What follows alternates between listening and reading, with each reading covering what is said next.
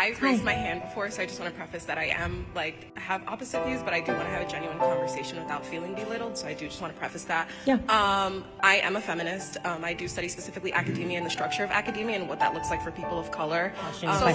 What I know we all are aware of what happened on campus last year. I'm not. Okay. Great. Look it up. She says that she does not want to feel belittled in the conversation.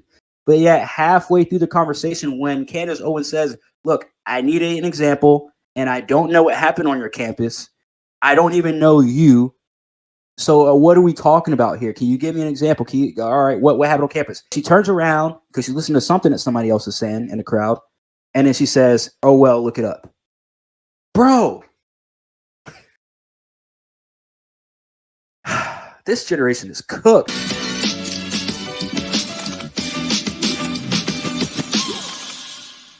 This is a video I came across, and I actually quote tweeted it and was talking about how weird these fucking people are. But if you guys ever wonder and ever think about what this generation coming up and how bad it's going to be when they become adults, look no further than this video where Candace Owens, and shout out Candace Owens, I'm not a big Candace Owens fan, but she has grown on me a little bit the past couple years in terms of common fucking sense. And whenever I talk about common sense and I notice that somebody else has common sense, especially when it comes to these weirdos that we're about to talk about, I have to give them a little bit, of leeway, a little bit of a pass. But Candace Owens, she's also, kind of, she's bought and paid for. I'll just say that. But at the end of the day, you can still say some real shit and still, at the end of the day, have a little bit of common sense, even when you are a plant. Let's go ahead and watch this video. Make sure you guys hit that like and subscribe. I've raised my hand before, so I just want to preface that I am have opposite views, but I do want to have a genuine conversation without feeling belittled. So I do just want to preface. So y'all know how I do. We don't even make it to 10 seconds to a fucking video before I have to fucking pause it.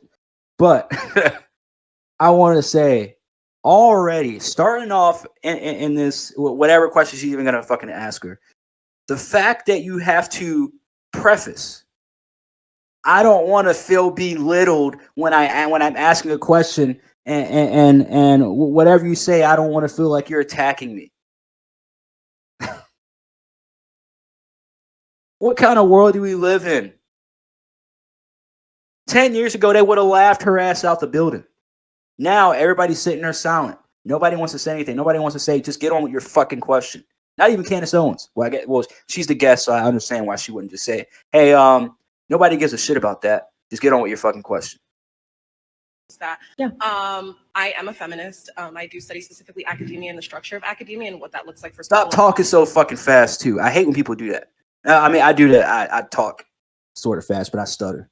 So there's a difference. I talk fast and I stutter. These people, they talk fast.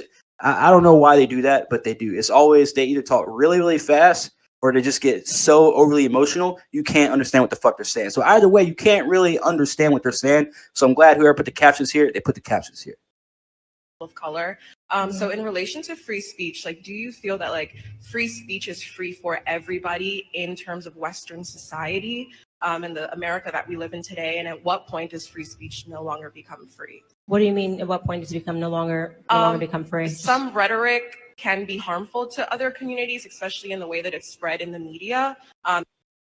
So if you're saying rhetoric and free speech is a part, if you're saying that the rhetoric is that speech, is words, then what the fuck are you asking that for? See, that's the one thing I don't understand either, is because they want to say they want free speech. They say, oh, yeah, free speech. We want to be able to say this. We want to be able to say that. We want to be able to stand for this and stand for that and blah, blah, blah, whatever. But then when it comes to words, you want to crawl into a fucking corner and cry about it. And then ask why nobody's helping you and say that you're being attacked. You're feeling attacked. Don't forget what she said before she's saying all this. I don't want to feel like I'm being belittled. But yet you're sitting here trying to play bully with one of the largest social media personalities on planet Earth. And I think that goes for both sides. But can you give me an example? It's always easier to answer a question. What I know we all are aware of what happened on campus last year. I'm not. Okay. Great. Look it up. She says she doesn't want to feel belittled. Look, y'all may think I'm going too far with this, but just hear me out, okay? She says that she does not want to feel belittled in the conversation, but yet halfway through the conversation, when Candace Owens says, "Look, I need an example, and I don't know what happened on your campus. I don't even know you. So what are we talking about here? Can you give me an example? All right, what happened on campus?" And then this bitch literally comes out her mouth and says, turns around, and I guess somebody's giving her some notes, or somebody says, "Hey, it doesn't matter. She doesn't need to know whatever." I don't know. But she turns around because she listened to something that somebody else is saying in the crowd, and then she says, "I don't know. Look it up." Or, "Oh well, look it up." Bro, this generation is cooked, bro. That there's nothing else I can really say to that, bro. Except for this generation is straight up cooked. Y'all are some rude ass motherfuckers, bro. So it was just involving the feeling of LGBTQ members of the community feeling unsafe with rhetoric that's being shared in terms of transphobia. Like if you're a man, I need an example, and someone, like if you're a biological man and someone says, "Hey, what's up, dude?" More of like there's students on campus that are living in communities where they don't feel safe because of rhetoric of explaining that trans. So, whoa, pause. Free speech. You're asking about free speech, and when does it not become free speech anymore? And then you're saying that there's people that live in communities on campus. Well, that's a whole nother fucking thing. But that's a whole nother rabbit hole. But living in certain communities on campus where they feel unsafe because of certain rhetoric, and then talking about transphobia. Phobia isn't accepted. So my question is just like, how do you think free speech impacts everybody in community? Yeah, I mean, the idea that if somebody looks at a man and calls him a man, that they're suddenly unsafe because they've created a false reality in their own head. Yeah, I don't abide by that. I think this is what's really happening is that we are celebrating mental disorders in America right now. I had a stalker, a very serious stalker at FBI, ended up getting involved, who had suffered from schizophrenia. He very much believed, and it was a terrifying thing to go through. He escaped the Psych 5150 hold, and he very much believed that he and I were in a relationship, and he would send me about 100 emails a day, okay?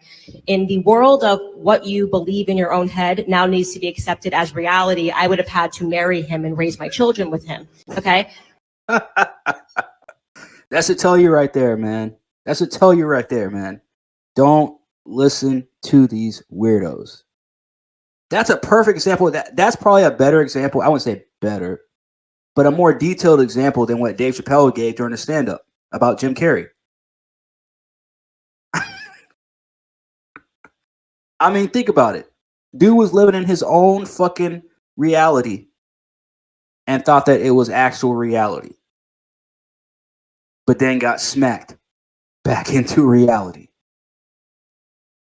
But what was going on in his head wasn't actually reality. And me saying that this person needs to stay away from me and my family because there's something wrong with him and he was threatening to kill me if I didn't, raise my child with him, that was reality. That was something that had to be dealt with. So what's happened right now is the left is trying to make it seem that people who see reality for what it is are demented and are creating unsafe territory, and that's not the truth. In fact, what I think is unsafe territory is for people to be affirmed in their delusions. So I will. What's the word that Corn's always used? What's the delusional? Delusional. So thank you, Candace Owens, for proving my fucking point. Will never refer to a biological male as a female. And if that makes somebody feel unsafe, I'm not following you around. I don't know what happened on your campus. I wouldn't follow you around and say, "Hey, you're a male." Totally fine. Go live your life as you want to live your life. But when you say that the way that you live your life now has to impact me and I have to pretend that I see a woman when clearly you are a man, I shouldn't have to play that game. Thank you. We should stop celebrating mental disorders. We have to stop doing it. We have to. I was just talking about, talking with the boys yesterday because I was listening to Vivek doing his thing yesterday with backing Trump. And one of the things he said was that it's going to be too late because we're trying to live in everybody else's delusions. And now you're starting to see where people are starting to slip through the cracks in terms of delusions. And people are starting to get fired because they're not saying certain pronouns. This is actually happening. This is real shit.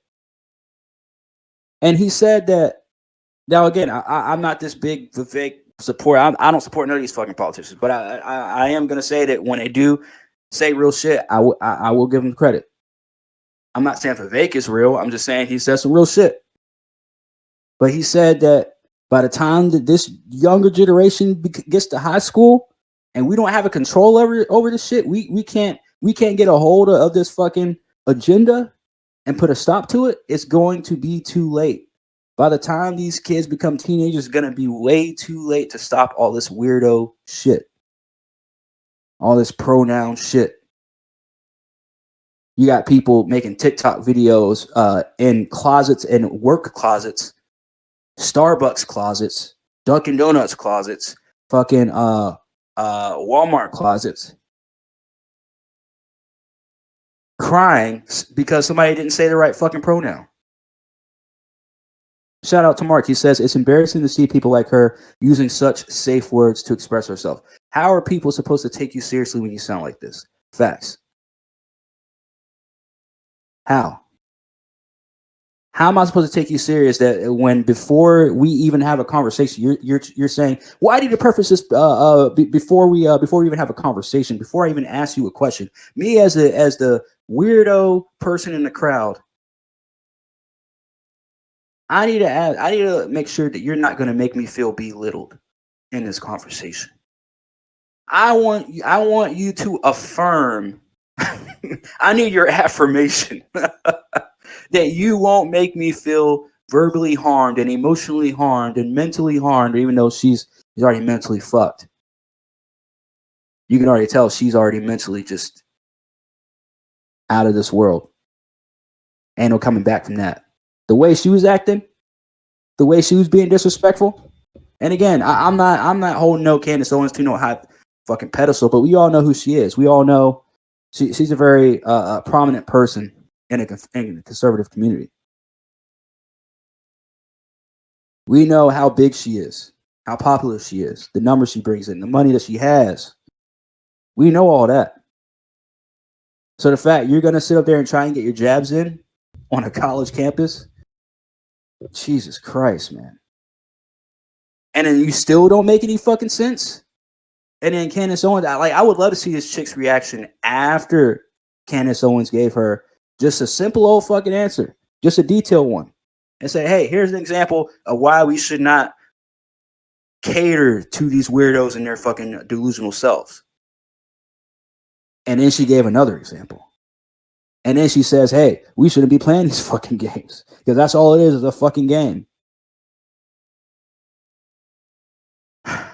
I'm so glad I watched Black Mirror when I did. Because in 2024, we're seeing a lot of these people, I wouldn't even say wake up, but we're seeing a lot of people get it. We're seeing a lot of people understand what the fuck is going on in 2024. I don't know why it's taking them this long to do it, but it has taken them this long to do it. But I can't complain. Better late than never, right? I don't know. In some of these instances, I think once everybody does catch up, once everybody is like, oh, like the light switch comes on for everyone, at least for the majority of population, that's when it's really going to be too late. Trust me, because then they're already going to know if they don't already know. And I'm talking about the powers that should not be. Shout out to Jaren for that term. But to the powers that should not be, they already know. They've already caught on that we've caught on. Now the question is, do they really give a fuck? That's the question.